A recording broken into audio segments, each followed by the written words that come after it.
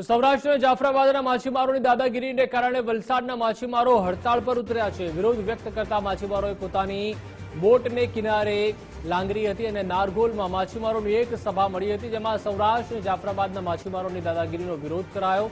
જાફરાબાદના માછીમારો અને વલસાડના નારગોલ, ઉમરગામ અને ખતલવાડ સહિત સમગ્ર જિલ્લાના માછીમારો વચ્ચે ચાલતો વિવાદ વધુ ઉગ્ર બન્યો છે। ઉમરગામના માછીમારોએ આક્ષેપ કર્યો છે કે જાફરાબાદના માછીમારો અગાઉ થયેલી સમજૂતીઓને ભંગ કરી ગેરકાયદેસર માછીમારી કરવા આવે છે અને દાદાગીરી પણ કરે છે, જેના કારણે વલસાડના માછીમારોને મોટું નુકસાન થઈ રહ્યું છે। ત્યારે નારગોલમાં મળેલી સભામાં વલસાડના માછીમારોએ રોષ વ્યક્ત કર્યો હતો અને આગામી સમયમાં ઉગ્ર આંદોલનની પણ ચીમકી ઉચ્ચારી છે કે જે દક્ષિણ ગુજરાત અને જાફરાબાદ વાળા વચ્ચે બે સંઘર્ષ ઉત્પન્ન થતો છે જે ખોટા ફિશિંગ બાબતમાંથી।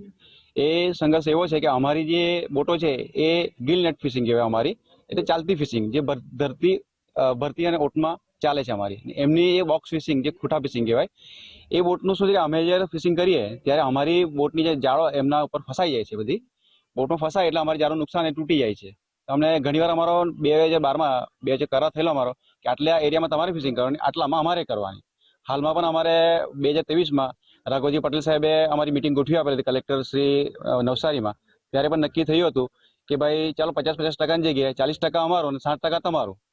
એમને મિટિંગ માટેનો 2 દિવસનો સમય આપ્યો કે 2 દિવસમાં અમે જણાવશું, તો કલેક્ટર દ્વારા કહ્યું કે 2ની જગ્યાએ 5 દિવસ તમે કહેજો, કંઈ વાંધો નહીં। આજ સુધી કનૈયાલાલભાઈ સોલંકી જે હાલના ખારવા સમાજના પ્રમુખ છે, આજ સુધી એવો આપણે વચ્ચે આ મિટિંગનો કોઈ નિરાકરણ લાવ્યા નથી। ત્યાં કનૈયાભાઈ સોલંકી છે જાફરાબાદ આગેવાન, એમને ઘણી વાર રજૂઆત કરી।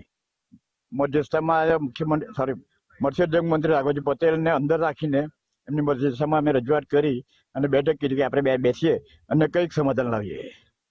તો 1-2 વાર આવ્યા બી અહીંના દક્ષિણ ગુજરાતના માછીમારોનું એવું હતું કે 50-50% હિસ્સા પ્રમાણે આપણે ચાલીએ, પરંતુ એ લોકો ના પાડતા હતા।